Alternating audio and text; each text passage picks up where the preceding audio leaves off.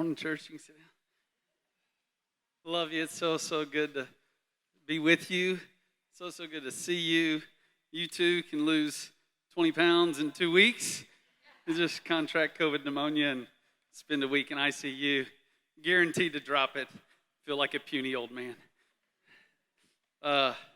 Your love and support has just been next level. So amazing. Our family's so thankful. It's what a church's supposed to be and do, but to receive it tangibly, just humbling to the core. We're so thankful. As you guys know, our land search team found land, and I see Mary Poor. She's a member of our land search team. Would you stand up, Mary? Is Ricky Thomas here? Did Ricky head on home? Is Ricky in the room? Ricky was here for the first service, and Steve Springer's out of town, and Luke Baggett is still worshiping from home.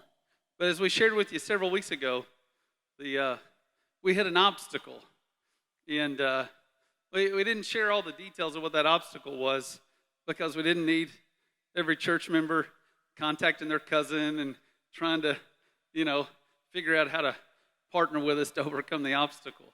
But essentially, here's the land, some of the team.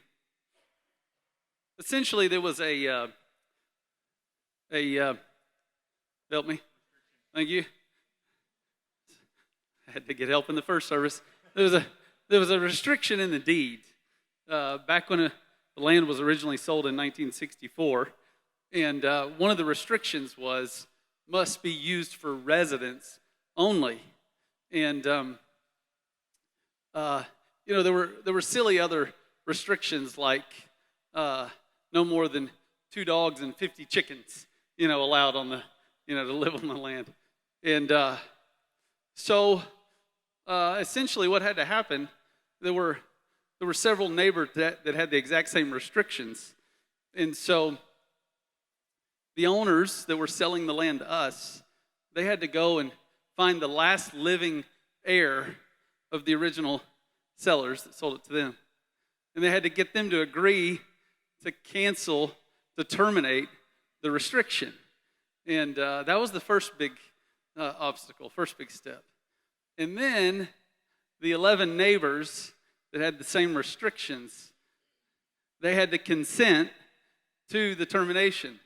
So when the obstacle came to us, on the front page of ClarksvilleNow.com, shout out, there was there was the article about the Sango neighbor that wanted to park his trucks in his yard, and the neighbors that didn't want him to do that, So this felt like a pretty big Goliath moment for us because, Sango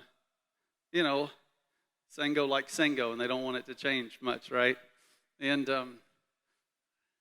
but some of the neighbors knew that a church going in would be a lot better for them on taxes than a big development would. And anyways, so the owners found the last living heir, and he agreed to terminate the restrictions. And then I'll share all the details with you later. But then it was the adventure of contacting all these neighbors and getting them to consent to the termination. Well, 10 of the 11 did, and the underwriter agreed to accept 10 signatures rather than the 11. So we close on the land next Friday, and here's a picture of the land we're coming up. Just incredible.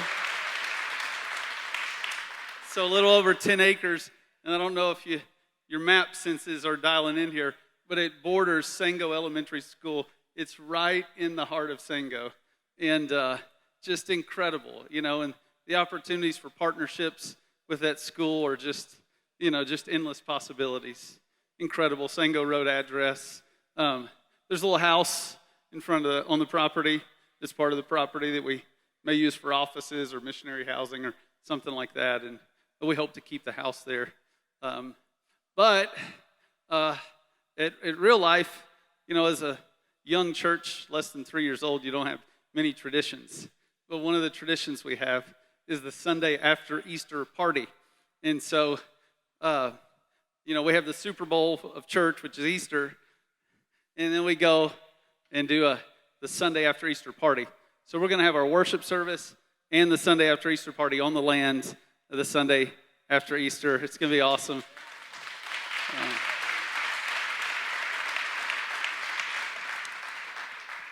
It's going to be so good. You'll want to invite everybody you can. Bring your lawn chair, bring your blanket, and pray for no rain. And we'll have food trucks. Any of your friends that have never been to Real Life, if they come on Easter, they'll get a voucher. They eat for free on the Sunday after Easter party. There'll be bounce houses. It's just going to be a great time. We appreciate you not hiking on the land until then, just kind of, give some space. But when I was in the hospital, I'd heard this song before, but I found it again. And I listen to this song every day, multiple times a day. And there's nothing fancy about the song, but the lyrics are so rich.